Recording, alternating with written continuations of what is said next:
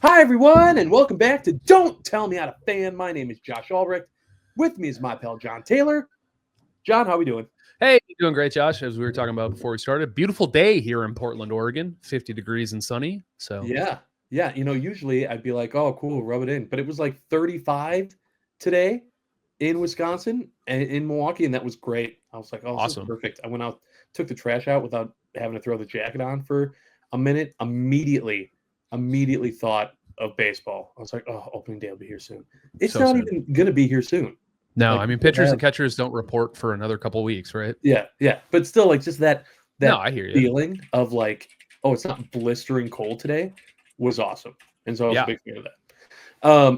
All right. February 10th, pitchers and catchers report. There you go. This is Yeah, why so we people are got tuned in. They want a pitchers and catchers update. breakdowns. Yeah. Yeah. Count it down for us. Mhm. You might have noticed I'm wearing a Eagles colored floral. I have a lot of Roosevelt shirts. That's the company that makes these shirts. And so I have one for every occasion. Mhm. And the Eagles will be facing the Chiefs in a surprise shocker in the Yep. Super Bowl this year. I hate it. I didn't want this, but it just, I was like, okay, well, Yeah. I'm still not Hey, cheering Josh, for the Eagles. let's mark it real quick for production to add a fart noise because boy, is this unexciting, uninspired Yeah. Super Bowl rematch. Yeah. Sucks. Absolutely awful. And the worst part was that I just didn't want it to be the Chiefs, right? If it was the Bills and the Eagles or the Bills and the Commanders, fine. I'm not super happy about it, but I'm okay. I just Mhm. didn't want Philly and Kansas City. And then that's Yeah. exactly what happened. So let's get into the games really quick here. So the Eagles crushed the Commanders. It was 55-23. The Commanders' play felt a lot like the Packers. It was like right off the bat, it was just them beating themselves. I tried really, really hard on that first run by Barkley to be like, a lot of ball game left. Like, come on, Josh. Like, come on. Yeah. But it was the mistakes. It was the fumbles and then the capitalizing by the Eagles that did the Commanders in. And man, did that feel familiar as a Packers fan. Yeah. And the big thing I wanted to ask you, JT, was if you see multiple teams that are, quote, beating themselves when facing an opponent, do you really think that's a coincidence? I feel like there has to be something to that, to where, like, you Mhm. can't just always say, well, no, they beat themselves in this game. It wasn't that they Yeah. won. Like, if that's happening to multiple opponents, then I feel like you got to start giving that team credit.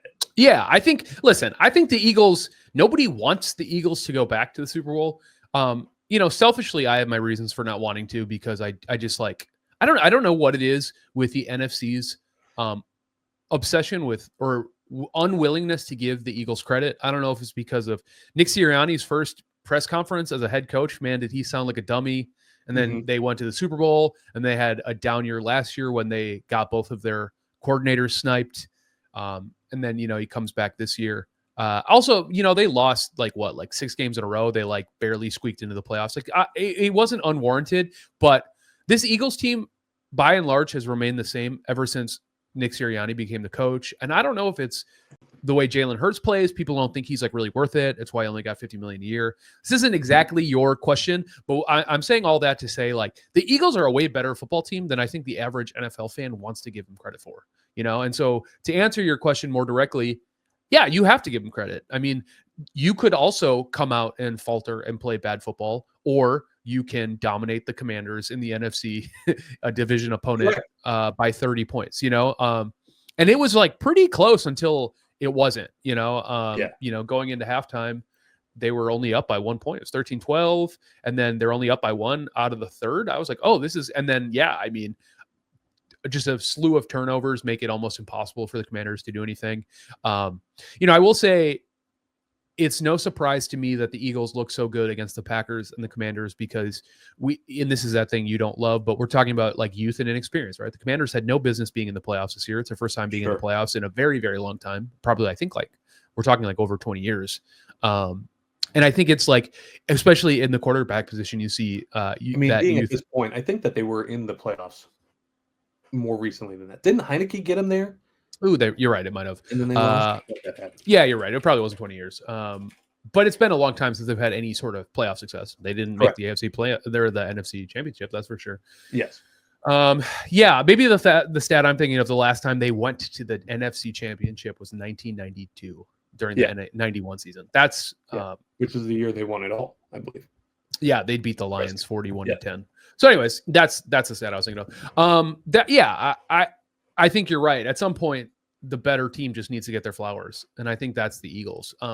The only counter I would say to that is they played the Rams, and the Rams did not get blown out by the Eagles. They're a team with experience, veteran leadership at the quarterback position. Sean McVay's been there. A lot of the guys have been to the playoffs or to that Super Bowl specifically a few years ago when they won after they made that Stafford trade. So I guess I'm saying all that to say that I think the Chiefs are going to win their third Super Bowl because I just don't think the Eagles are going to be able to beat a team that isn't going to shoot themselves in the foot. All right, hold on, and we'll get there. But the whole reason why I bring this up, bring it up about this with this coincidence of using this excuse of, well, look, I mean, they had a chance, right? It wasn't that the Eagles played amazing football. It was that the youth and inexperience of the Commanders or the Packers or pick a team.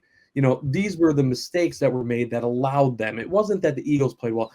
And when I take a step back, and I promise you I've said this before on this podcast, but I think that regardless of the sport, the teams that win it all are the teams that find a way to win no matter what. It can be if they're playing crap. If their quarterback has an off day, then their defense steps up. If it's something to where, which we'll get in a second with the Chiefs, of getting a call to go the right way. They just find ways to win, and you can take that into any other sport. You can take it into baseball. We say pitching and hitting. Well, you gotta have both. Good teams find ways to win 8-7 or 1-0. Like, there's just something about that. And I know that doesn't work every single time, right? Because that was the Lions. The Lions, that was their recipe this season. They found a way to win regardless of the situation. They were finding ways to win with third and fourth string guys in there. It didn't matter. They kept finding ways to win until they did, right? But the Eagles and the Chiefs both have been finding ways to win, and it's been that way all season. Like, I'm watching this game against the Commanders, and I keep having flashbacks of our conversations after week 1 and how it was, no, look, this Eagles team is not that good. Okay, they got off the hook because of the Packers making these mistakes. And when we face them again, this won't happen. And then we faced them again, we being the Packers, and then the same thing happened again. It was, and there's always a slew of things, but the good teams, they find a way to win. And that makes them super annoying as sports fans to watch. Yep. Because you don't want to see these teams get lucky. You want to see them be the powerhouse. Okay, if you're this powerhouse, then crush them. I don't want to have to rely on a storyline of, well, the only reason why they got here was because the other team threw so many interceptions or because of an injury from this position to this position. You don't want it that way, but that's how it seems to go with these teams.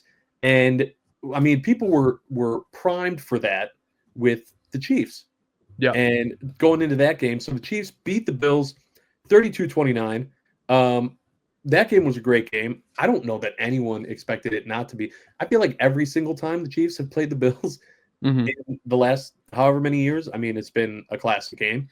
But I knew that a lot of people were still waiting for the controversial calls. Everyone was waiting. I don't think they really got them. Yeah, I think there were some stretches where people were unpleased with some calls, but I don't think this game is marred with controversy. And I also think this is like the first time in a very long time that this wasn't a classic like Mahomes versus Allen duel like we've gotten in the past. Like I truly think like the Chiefs did the Chiefs thing where Andy Reid had pressed every lever he needed to press in that game. He pressed them. It's why he's a no doubt Hall of Famer in terms of head coach. And I think you're seeing, I think from the Bills, I don't know. I was like really uninspired by some of that play calling in the middle and towards the end of that game. And I just like I don't know. Besides James Cook, I don't know. Where do you want to go from that? That's my impression. Well, I just don't get the let's impression. talk I about don't the feel main like it was play. an instant classic. Yeah. Because the thing is they kept it tight, right? It wasn't a game. I mean, literally down to the wire. It was they still were in the game. It wasn't necessarily that back and forth play, but it was to where the Bills had a chance to either, I mean, they get one, maybe two more first downs and they're in field goal range to tie it up, Yep. or they keep moving it down the field and they win the game, and then it ends up they do neither. But the big play was the 4th and 1 when Josh Allen keeps it. Does he get over the line? That was the play that people started talking about of this only happens to the Chiefs. I mean, you saw Barstool, you saw a bunch of people. Everyone was playing that card because we all were waiting to play that card against the Chiefs. I don't think it was over. I don't think he got the first down. Yeah, really don't. I mean, looking over, I didn't either. As much as I hate to give Tony Romo flowers, but he brought up, he's like, yeah, Josh Allen tends to favor, I forget which guard. I should know, I'm sorry, but they were like, yeah, he tends to favor that guard every time he rushes. I think it's the right guard, and they just absolutely blew that up over and over again. They were prepared for that push. He got one earlier in the game by a pretty hilarious margin, right? And then, yeah, I think he got stopped as well. I think guys like that in these big games, when you talk about diversity of play calling, that's the kind of stuff I don't love from the Bills. You've got Josh Allen, who has a howitzer. You've got a pretty nice group of skill receivers, and your best play is just running him up the middle for a few yards every single time. I just think like it just more creativity.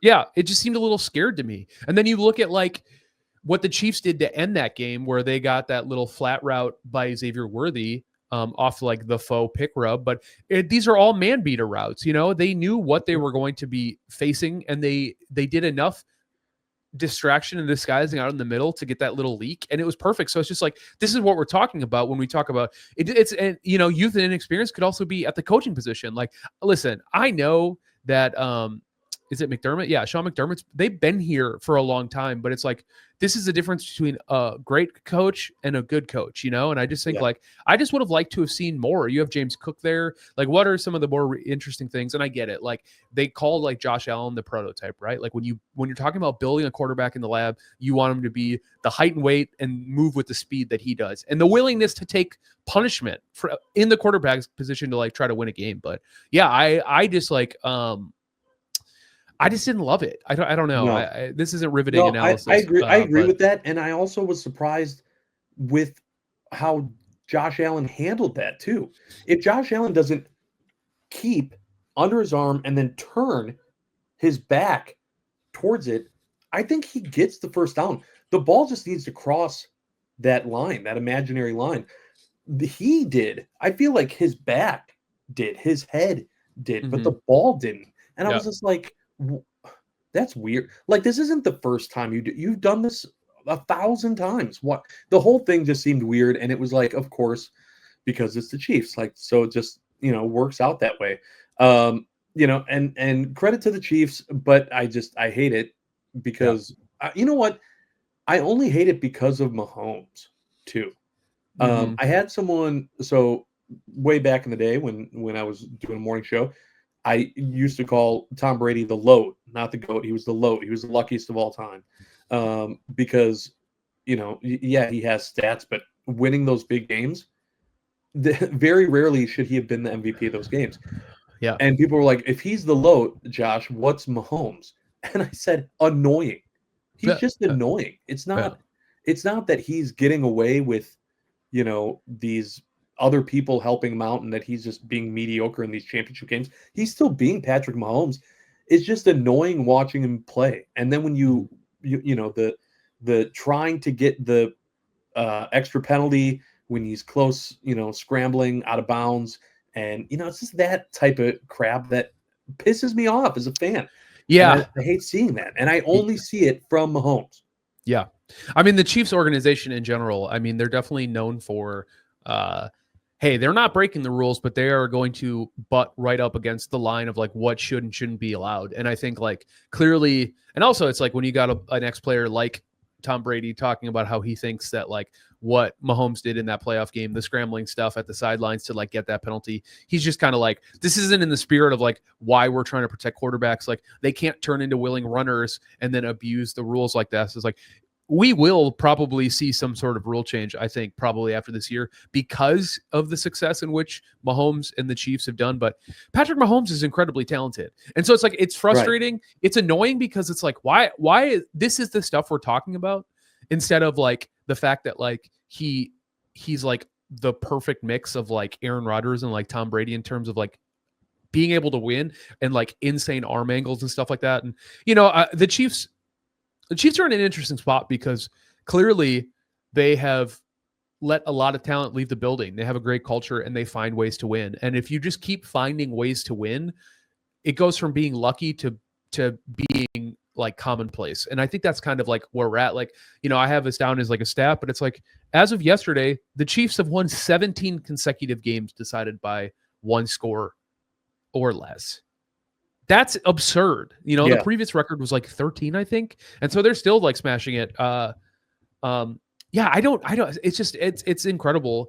And I just like, I don't know how to feel about the Chiefs because I don't want them to win 3 in a row. I want there to like the best thing about NFL. And I think we talked about this a few weeks ago is the fact that there is so much parity. Like a team, if the NFL is, the product is as good as we hope it is, it should be damn near impossible for a team to get to the Super Bowl 3 years in a row, especially when you look at the talent that's on the AFC side, like the Ravens, the Bills, like the Bengals didn't even make the playoffs this year. And it's like, they could have given the Chiefs a run for their money. So it's like to see all of this talent on that side of the conferences and to just have it be the Chiefs over and over again. It's frustrating. It's annoying. It's disheartening as a fan. Yeah. No, you're 100% right on that. And I think that the other thing with, if I'm just being honest, as Packers fans, is that the Chiefs are doing what the Packers were supposed to do. Right. And I feel like that really pisses us off. Sure. Because it's more than just being a sports fan. It's knowing that the Packers and the Chiefs both had a very similar recipe. They both kind of went all in on certain guys to keep winning. And, we made the comparison to Brady a bunch and the Patriots but the Patriots came first, right? So it was the Patriots kind of laid this blueprint of continuous winning. And then the Packers came with Aaron Rodgers and all these amazing pieces. And it was, okay, we're going to do the same thing. And then they couldn't. And then the Chiefs, we were like, oh, now the Chiefs and the Packers are kind of doing the same thing. But the Chiefs kept finding a way to go all the way and to do what the Packers couldn't. And that sucks. I mean, that does come down to, I don't know what it comes down to. It's all different types of reasons. Sure. I mean, you look at some of those games, those NFC Championship games, it's not because our quarterback wasn't elite. It was, okay, well, now this year our defense sucked. Okay, now this year it was our special teams. Okay, now this year it was our quarterback. Like, it was never the same reason.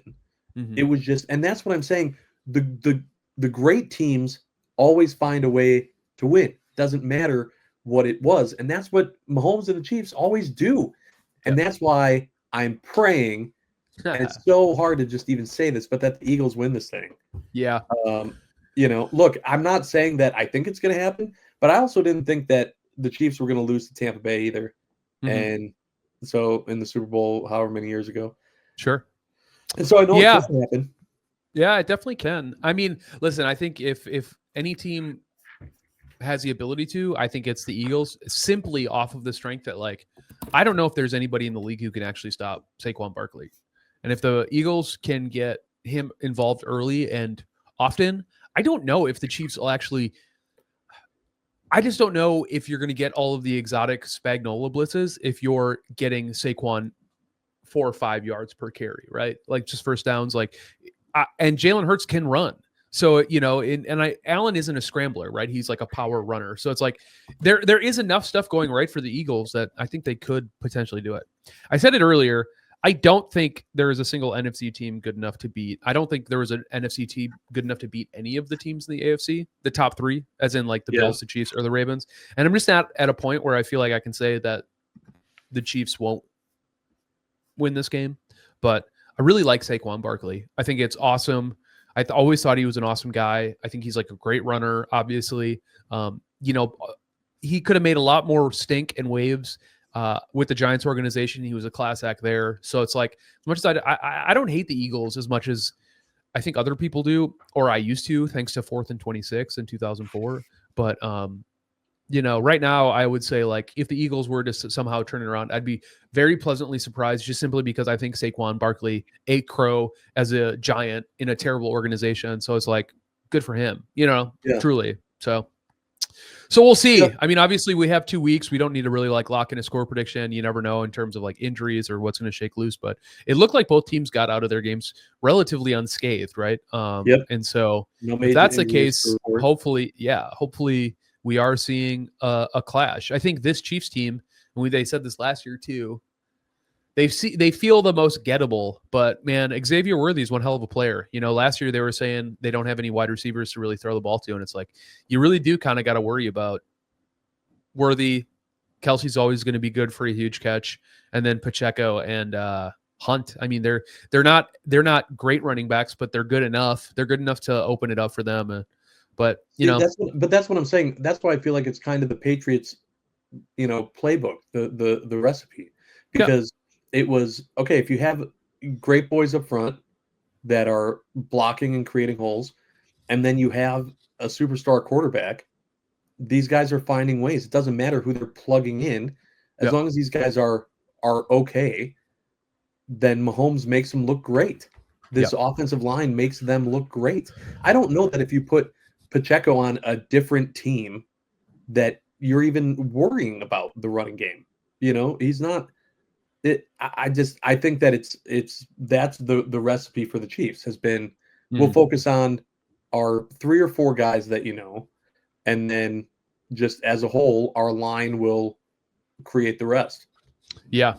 I think the other common thread between the Chiefs and the Patriots, are just talking out loud, is defensive masterminds, right? Calling the defense. The offense gets a significantly less stressful when you know that your defense can produce stops. It can make things uncomfortable. In a passing league where a lot of defenses are predicated on this idea of like, you can ding and dunk, at some point you're going to make a mistake. Like both defenses, and including Vic Fangio and the Eagles defense, like they're good. They're good at generating pressure up front with Chris Jones and Jalen Carter. Like these are monsters in the NFL right now. And when you generate pressure up front like that, it makes things easier on the back end, which makes things easier on your offense. Like, there's a huge trickle down. There's a lot of reasons why the Packers didn't win that game in Super Wildcard Weekend. And I think it's easy to say our inexperience because we never got ourselves an opportunity to really compete fairly.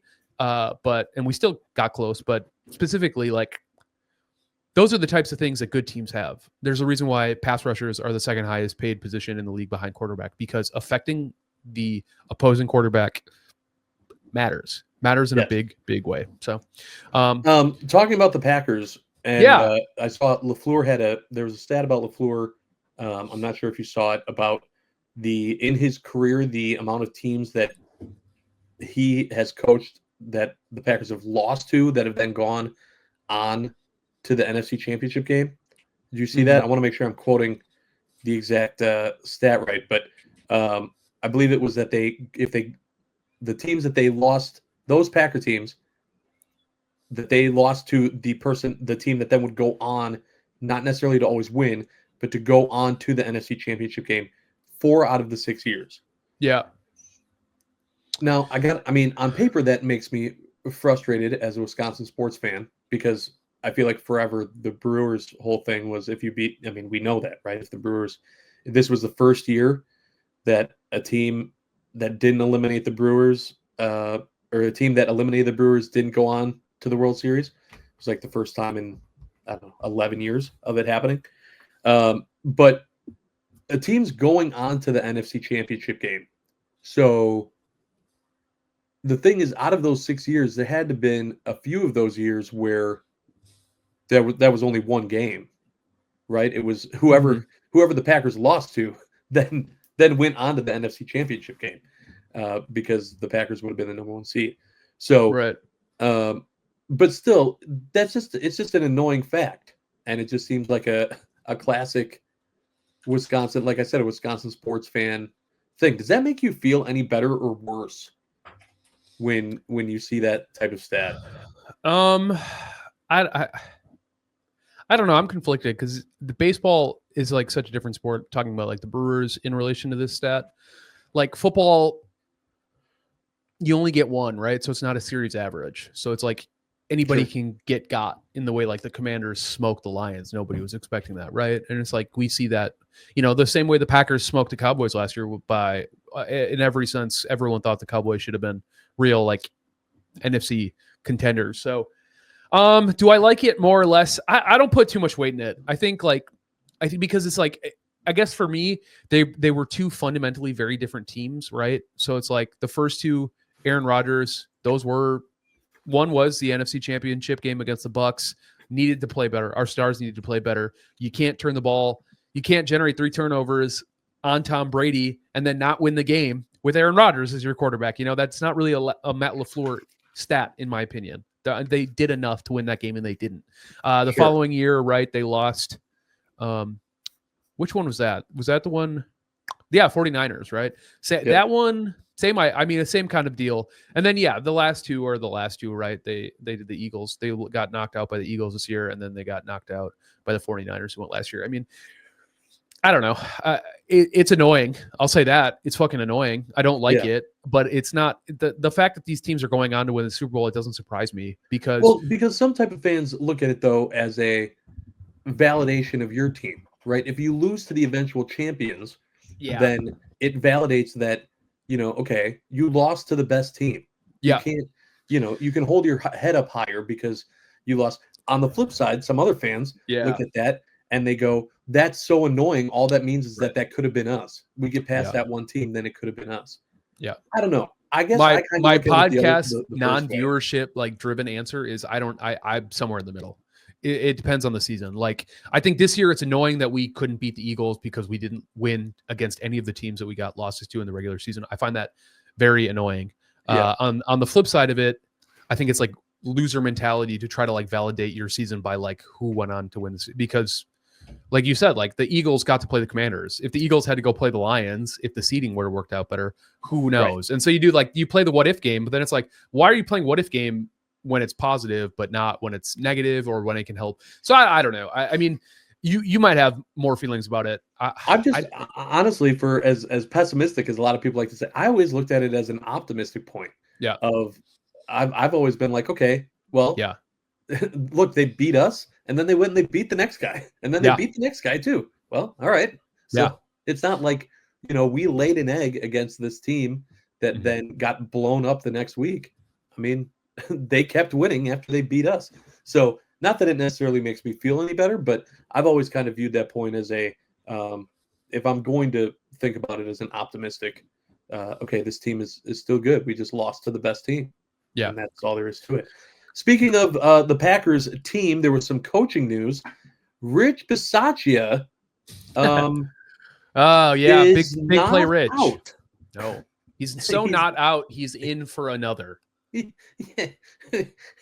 Help me understand this, because I saw this and I was like, oh, that's a typo. Oh no, they made a typo. They said extended. Yeah. When they meant like exited, like. Someone's autocorrect was on. What? Why? What? Why? I don't know. This is one of those that smacks of like maybe the organization and the coaching staff likes Rich and the players like Rich way more than we know, because the special teams production doesn't warrant a contract extension. I'll tell you that much. Correct. Not even he stays. Was his contract up? I think. I think he had this year and they added another year. I think they were trying to, I think they were concerned he was going to retire and maybe they didn't feel good about a replacement. So they wanted to lock him down. How do you not feel good about a replacement? You can only go up. That's my whole thing. It's like, it's not even like you were in the middle of the road and you were like, well, we don't know that there's someone else. But literally go get anyone else's special teams coordinator, and you're doing Yeah. better than you did this year. To extend him makes no sense. And I hate that if it's just that, well, the guys like him thing.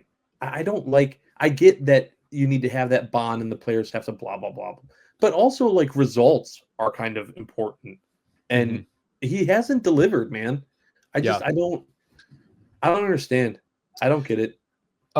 Yeah, I don't either. I mean, the Packers historically have never given a shit about special teams, right? And part of bringing Basacci in was this idea, annoying, yeah. which is annoying for sure. The new rules make it so it's going to be impossible to get a kickoff return, right? So it's like Keyshawn Nixon back there isn't helpful. I don't know. Hopefully they change it again this year. I'm hoping they move it back to the 35 to try to make it more punitive, because teams are just happy to give you the ball at the 30. It's way better than risking a return. The interesting wrinkle was the fact that he got offered a game management advisor. Said there were rumblings that Bisaccia might retire, but the new deal assures he'll return as special teams coordinator and LaFleur's game management advisor. So Bisaccia's been his game management advisor as well, and that was just like a title not made public. Which did your brain not immediately go back to that awful conversation we saw of them not deciding if they were going to go for it or kick the field goal, and then where LaFleur wasted all that time and or didn't waste enough time, rather. Yeah, perfect. Let's more of that. It's frustrating. It's frustrating. I don't have names. I don't have a name of a better option. I'm just looking at the numbers, and I agree with you. I feel like the NFL and their safety protocol BS has made it to where special teams isn't as important, which means that if you are middle of the pack special teams, you're probably fine. You just need to not get burned by your special teams. You can't have it to where teams are begging you to run it out because they think your guy can't hold on to the ball. And you can't have it to where on the opposite side, if you don't get it into the end zone, the guy's going to get to the 40 at least. And those are the concerns that we have as Packers fans. And this does not take care of those concerns at all. It's just more of the same, right? Yeah, it's frustrating. What I will say is hopefully maybe a different guy back there makes it look a little different. Keyshawn Nixon in the old rules was an all-star, sure, but if you look, a lot more teams have started putting back like somebody with like a running back build, a little more elusive, a little faster, better at cutting. And it's like, I think Marshawn Lloyd, remember him? We drafted him and then he couldn't play at all because he was hurt and then had a kidney thing. Of course you remember. He's returned kicks, and I think that he might be a prime candidate. So I don't know. I don't even want them to return. Like that's when, like, I know. I'm satisfied with that ball going through the end zone. Yeah, no, every single time. I'm just thinking if they want to be aggressive and try to bring it out, I think there's probably better personnel. This is me trying to look positively. I think ultimately, truth be told, as much as I don't love it, I think the Packers are perfectly happy to just be below average on special teams and focus on other things. I really think that's where their heart is in the matter. And because of that, I don't, I wish I had a better ringing endorsement for why Rich would be a great choice. Other than maybe it's continuity, right? They don't want to lose him. And they do like the advisory things he's been doing. Like I said, I'm not exactly sure. I did want to ask you something that wasn't really on our notes, but a lot of whispers about Khalil Mack. Any gut reactions on Khalil Mack? Because I have some thoughts on it, but I wanted to know if you have put much thought into. He recently reported. It was recently reported by Schefter and Rap Sheet that Khalil Mack is not retiring like people thought he might because his contract expired with the Chargers. So he's looking to come back, and he is an unrestricted free agent. So yes, I saw those reports. Honestly, it's very hard for me to get over the fact that I'm just not used to the Packers. I'm used to them being a part of the conversation and then never being the guy that, the team the guy signs with. Sure. So I saw it and I went, yeah, well, all right, everyone calm down. He's not coming here. But I don't know.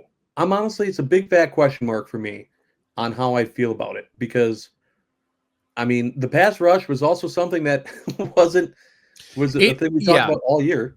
So it's not like I'm sitting here going, well, no, we have studs in there right now, and I don't want us to touch them. That's definitely an area where I want to improve. I just don't know that. I don't know if he's the guy to do it. Yeah. So the thing that we have to get our heads around is, for the first time in a long time, the Packers have money, right? We've talked about this. So right. Pass rush, I think we all can agree, is a position of need. They need to get more. Say whatever you want about these guys in the first system. At the end of the day, there needs to be more production from our 4-man front. We just need to we cannot afford to have to send Edgerrin Cooper, Quay Walker, cornerbacks to try to generate pressure on the quarterback. We're paying these guys too much money, right? Right now, estimated contracts for him are somewhere between like the 15 to 18 million range. You could pay that up in 1 year and just do a 1-year deal. I think that if it really is viewed as a problem as much as I think it's viewed, you could see Goody in the front office doing a classic. We're going to sign a guy, and then we're also going to draft more in the position and try to dump it both ways. His age is something people talked about, but watching videos. Does this give you Peppers, Julius Yes, Peppers? 100%. And that's exactly what I was about to say, is that if you look at his tape, they signed a 34-year-old Julius Peppers because Julius Peppers' game, it did not make it was translatable to aging. He was, the things that he excelled at did not diminish with age. So much so that he played for the Packers and then proceeded to play 2 more years after that? 17 years or 17, like 6 more years after they signed that contract. So it was a fantastic signing. I think Khalil Mack is probably in that same boat. Like, looking at his tape, looking at his sacks and how he still moves, I would never guess that dude was 34 years old. He does not seem to have lost a step. And a lot of people are going to say, well, that's when you fall off the edge of the cliff. I still think if you got 75% of Khalil Mack last year, this year, he's still probably our best edge rusher on our team. If you're looking at what happened, so. And I think he could be a good mentor. Clearly the guy loves the game. He's prepared well. He's prepared right his entire life. Like, bring in a guy to just show the guys in our current lineup how to do it. Because I think in 2 years we'll go, man, LVN, Rashawn Gary, Enikbari, if he sticks around. Like, these are guys who turned out to be good, serviceable edge rushers. But I just think they need somebody to show them how to do it as a pro, and have them get, because I don't know. I was just so disappointed with Gary's season last year. I just don't think he's going to be the guiding light for the younger guys behind him. So, oh no, you have to have a good track record to be viewed that way for the younger guys. You can't have disappointing seasons and then expect the younger guys to look up to you and, learn from you. That's not, no. Yeah. I'd be very, I'm intrigued. I'm not holding my breath that it happens, but I'm intrigued.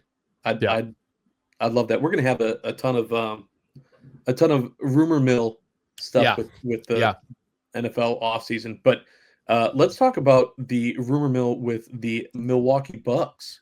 Yeah. Going on right now. If you were on X or Blue Sky last week, you would have thought the Bucks had sent a trade to get Bradley Beal already. The sky was falling on Bucks Twitter and Bucks internet spaces. Off the back of the fact that out of nowhere, Phoenix traded their first-round pick for 3 first-round picks later down the road, right? They're collecting assets to try to grease the wheel to make, and then, of course, all of the trade rumor specialists, like Mark Stein, I forget the other guys, Kevin O'Connell. There's a bunch of guys all started saying like, oh yeah, the Phoenix Suns wouldn't have made a trade like this if they didn't have something in place. That got all distracted. But one of the teams that keeps getting floated as a potential Beal target, at least at the time of this last week, was the Milwaukee Bucks. It's the worst contract in the NBA. The Bucks trading for Bradley Beal. And we don't have to have a conversation about this. These are just facts. The Bucks trading for Bradley Beal is saying, we don't think we can win a championship with Giannis anymore. I think it would spell the end of like the Giannis era over the next year or two would be coming to an end. It would be a pretty strong signal that they're packing it in and that they are going to be looking to recoup assets. So the good news is a lot more reports since then have come out saying the Bucks aren't interested in Beal. they're interested in maybe making this like a 3-team, 4-team deal. The newest one, and the one that's gotten the most smoke as of late, is Zach LaVine. Sounds like the Bulls are officially pulling the ripcord on not the ripcord. Yeah, well, whatever. They're whatever expression you want to use. I think they're officially done trying to make this roster work. Obviously, them getting rid of DeRozan they're blowing it up. Caruso, they're blowing it up. Absolutely. And that one has me significantly more intrigued. I was wondering your thoughts on Zach LaVine, if you have any or what. Zach LaVine, I'm good with. I don't want Jimmy Buckets, and I don't want Bradley Beal. I don't want one of these other guys that it's either they're not good enough for what we would, making this mess out of it, or I just don't think they're a good fit. I could see LaVine being okay. And so if we got him and then moved some pieces that we've been trying to move for multiple seasons, with, whether it be Bobby or Pat or whoever ends up, or Chris, whoever ends up all going, I'm much more into that. I still don't know that I see any of it playing out. And I'm fine with that, honestly. If there's no trade of it, I'm more okay with that than if they bring in Jimmy Butler or Bradley Beal. Yeah, I would agree. I'd rather have it just stay the course. Yeah, I would agree. At this point, I definitely think that I don't know what Beal or Jimmy does more than what Chris is doing. Like, Beal is having a worse season than Chris Middleton is having right now. And he's just as injury prone. I guess you could make an argument that maybe there's some like minute restriction stuff. He still has that no trade clause. But it's just not good. I don't know. The Beal thing never made sense to me. Jimmy Butler, he's 35 years old, man. The reason I think honestly, one of the biggest reasons why I'd be excited about Zach LaVine is he's 29, going to be 30. He's actually Giannis's age. He'd be the first star we put around him in I don't know how long. That's actually on the same timeline. And I'd much rather have him at like 43 mil on the same timeline than like a Jimmy Buckets or a Bradley Beal contract where they're so much older or there's no flexibility getting around the contract at all either. Yeah, he's actually shooting like Zach LaVine right now is actually shooting his best his field goal percentage at the 3-point line has gone up every year. It's the highest it's ever been.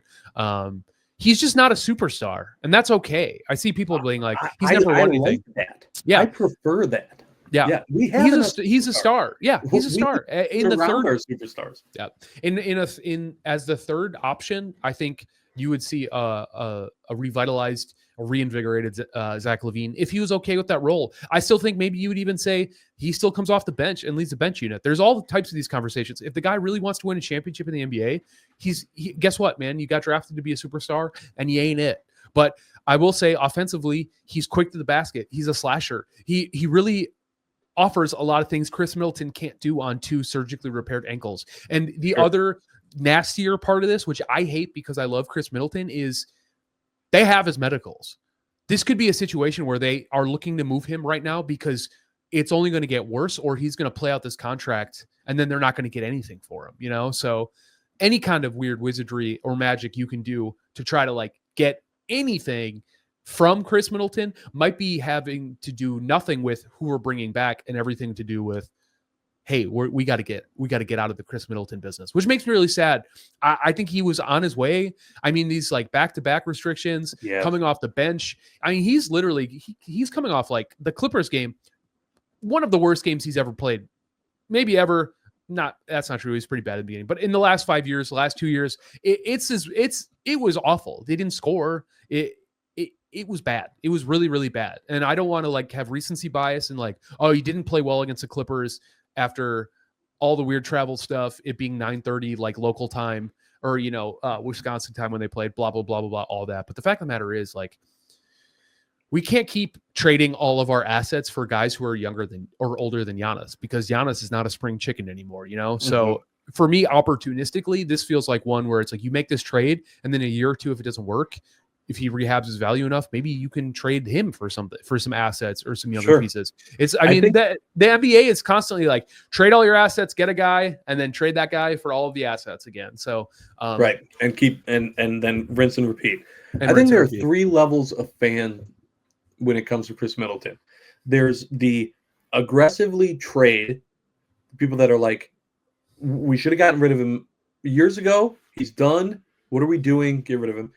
There are the people on the opposite end that are like, no, Chris is great, and he's been a loyal Buck, and he's been here the entire time, and how can you want to just ship him out? And then there are people in the middle that don't want to necessarily get rid of Chris, but realize that he isn't providing anything for this team right now, but you still have to get something for him. And that's where I am. I'm in this middle zone of, I understand that Chris Middleton he's not playing well. You can't deny that. He's not this asset that he was in, 3 years ago. And so 3-4 years ago. And so, you probably have to get rid of him. You still need to get something for him, though. And that's been my thing with a lot of these guys. That's been my thing with Bobby, is I'm not saying that these guys are playing out of their minds and what are you, crazy? Why would you even think about moving him? But then get creative. You got to put something together. I don't know, and I'll ask you your realistic opinion on if you think that Levine makes his way into Milwaukee or Middleton makes his way out. I don't see it happening. I don't see either one happening. I think Middleton stays, and I don't think Levine comes here either. Yeah. I think if there were like a big NBA shakeup that involved the Bucks, it would be Chris leaving for Levine. Is my assumption. But that does not make it the most likely scenario. I think it's like I think I would be willing to bet way more of my money on they trade Pat C because it's a super tradable contract that gets us under the second apron. That's like the real trade that needs to happen. Also, so that way we can convert Ryan Rollins to a two-way. Zach LaVine makes Ryan Rollins a little redundant. Not to say it should preclude them from trading it. Just one last thing about the Middleton trade too. When we're talking about fandom, is I love Chris Middleton. I think he was a fantastic player. At no point did I ever think Chris Middleton should be the subject of a trade until this year. And that's because on a little graph, this is what I'm doing with my hands for the audio listeners. For the first time, if the x-axis was Chris's talent and the y-axis was Chris's talent, and the x-axis was damn it, I'm losing it. Doesn't matter. This is what happens when you try to build a graph in real time. My point is, for the first time, Chris is playing poor enough to justify trading him. And for the first time, you could actually get a piece that would maybe be just as good. My whole thing about Chris is, who do you trade Chris Middleton for that's as good as Chris Middleton? And the answer was nobody. There has not been a trade that made sense.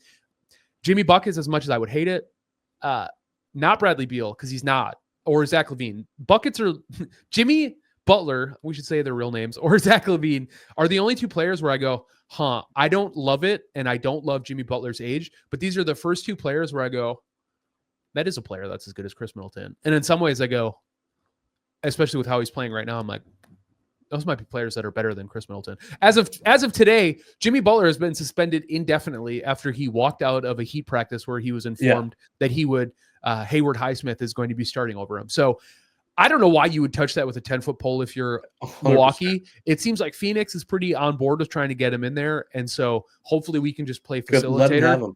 Kind of like how we ended up with William Contreras. This is Brewers. With an Estuary Ruiz pick. Like, if we can somehow Jedi mind trick our way into receiving Zach LaVine in this deal and seeing like Chris and Bobby leave.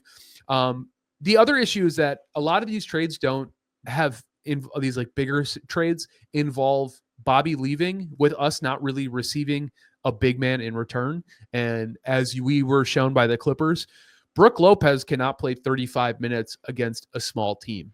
And we don't have an answer right now without Bobby. Sadly, he's dealing with personal stuff. It sounds like there might have been some news and some litigation around those burglaries. So I hope him and his family is doing well. I do not think it's like tinfoil hat. Oh, they're about to trade him. Do I think they could be trading him? Sure. But that's not what this is for. So it's been very apparent, but much like the Bobby conversation we had last week, where I said, just in this iteration of the Bucks, his value just isn't as high as it used to be. I mean, I'm kind of coming to that same conclusion with Chris, sadly. And I love Chris. I think if he gets traded, he still gets his number retired. I don't think anybody in Milwaukee should ever, between him and Red, I don't think anybody should wear the number 22 in Milwaukee ever again. But 22 and 34 we're probably good there. Yeah, between Ray and Red and Giannis and Chris. But when you have the current 34 Giannis Antetokounmpo as the Bucks, you have to do everything you can constantly to go all in to get this man another championship. Period. And this is like I agree. the rubber reading the road on that conversation. So it sucks. The Bucks tonight are playing the Jazz, and they're on a back-to-back tomorrow in Portland. Sadly, I can't go to that game because of prior commitments. Otherwise, I would have. But saying that Chris wasn't going to play both of these games, so it's like there's not a lot of opportunities for him to remind us that he can still go get his whenever he wants. Rust, travel, scheduling can't really be an excuse anymore. Not with the way the league, because the Bucks, before they lost to the Clippers, had the longest win streak in the NBA, current active, at 5 games. Yeah. Right. They've turned it around. Their offense has been one of the top 10 offenses in the league, and their defense, right? Sorry. Their defense has been a top rated defense all season. Their offense finally cracked the top 10. And one of the conversations you have historically, the only teams to win NBA championships, minus a select few, were teams that had top 10 offenses and top 10 defenses. So the team itself, the physical makeup is turning it around. So it's improving on the margins or home run swings to just make it so we turn into an offensive juggernaut, and then we go, our defense, because Chris's defense isn't doing anything for us. Bobby's defense isn't doing anything for us. Pat's defense isn't doing anything for us. So it's like when we talk about movable contracts and potential ways for the Bucks to go all in, it does not really foundationally shake up too much of what we've got going on. Losing Chris and bringing in Zach LaVine would be a big change, and you spend a lot of time trying to figure out. The only hope is that you keep bringing LaVine off the bench, and now he's playing lesser players, blah, blah, blah, blah, blah. You get my point. A lot of this is speculative, but I do love how the Bucks are playing. I think a few more obvious signs that this is Damian Lillard's team as much as it's Giannis's team. I think I heard somebody, maybe it was the Eurostep boys, Ty Windish and Rohan. Shout out to the boys. I think they were having a conversation about how, before this season specifically, or before this last run of January, it still felt like Damian Lillard was maybe a visitor on the Bucks, and you can tell right now that this is Dame's team as much as it's Giannis's team, and that's huge. Awesome. It's huge. That's huge. So, to end the podcast, because we are out of time, I wanted to bring up something that I thought was kind of interesting and also annoying. Did you see on NBA on TNT when they made the announcement of the rosters of the starters for the All-Star game? I did not. I saw the social media report, but I didn't see the live broadcast. Okay. So they had, I think it was Kenny who did the, Kenny did 2 of them, and then they had Barkley do 3, and he couldn't say Giannis Antetokounmpo. Yeah. And how is this still a thing? Okay. First of all, this is not 90s NBA to where you didn't have a huge international boom. There are plenty of players in the NBA today who have hard names to pronounce. Okay. Yep. And not all of them, actually close to none of them, are elite superstars. So it's not even you need to learn how to pronounce 30 or 40 of these guys' names. You need to know how to say Giannis Antetokounmpo. Yep. He was like Giannis Antetokounmpo. I was like, how is this a thing? And literally they said he was like, did I say that right? And it was like, oh my God, how? To where he ended up then just being like, Giannis, a Greek freak, well deserved. And I'm like, how? I was so mad. I was so mad. It's bullshit. Because if he was a Knick or a Laker, I'm sure they'd figure out how to say it, because they'd be talking about him way more than they do right now. I don't know either. Know. That's me actually being charitable. Don't know how to I know. Take 10 minutes of your life and practice it. The other side of this too is either they're they think it's funny to pronounce a person's name wrong, or it's just, and I don't want to make this political, it's xenophobia. People love shitting on non-Americans, right? And it's just kind of hey man, he's a person, he deserves the respect of having his name pronounced correctly, period. And so I think it's legitimately that he doesn't know how to say it. Well, that's not okay either. I guess I you know what I mean. Like, I know. I don't like it. I wish you would have told me. Because now I'm mad, and I'm just. I Gonna, get what, that. sit I here get that and- you're mostly on the show for your entertainment value, and you're Yeah. hilarious. I love Yeah. the guys on NBA on TNT, but it's not like Yeah. I said, 10 minutes. 10 minutes one day when you're sitting backstage, you just Charles, right now, you and me, okay, we're just gonna go back and forth. Antetokounmpo. Antetokounmpo. Good. Antetokounmpo. It's just like Antetokounmpo. that's it. Yeah. And then never again. Yep. And Full then disclosure, never again. 2017, I had that moment where I was like, I gotta just learn how to say his name. Yeah, we all had it. We Yeah. all had it. We Yeah. were all there. The only difference is we don't get paid 6 figures per episode to say it wrong. You know? 100%. 100%. Okay. Man, I feel better. I feel better. I got that off my chest. That really annoyed the crap out of me. All right. So we're not going to have any football for a week. So, which will be fine because then the next football game is going to be Chiefs and Eagles, which will be the Super Bowl. Next episode, I'm going to tease this a little bit. We're going to get into some wrestling. Hell yeah. Royal Rumble have happened by then. Yeah. So there's going to be a lot of stuff we're going to talk about there. Because even though it's not your major sports, don't tell us how to fan. That's right. We're going to fan out, and there's going to be a lot of good stuff there. But I do appreciate everyone tuning in. Hopefully you enjoyed it. You enjoyed our talk about the championship games and everything else that we talked about. Please, if you haven't already, make sure to follow us not only on YouTube, but also on Spotify and Apple Podcasts. We do appreciate that. Like, subscribe, all that crap. And tune in next time because we are not done yet. Yeet.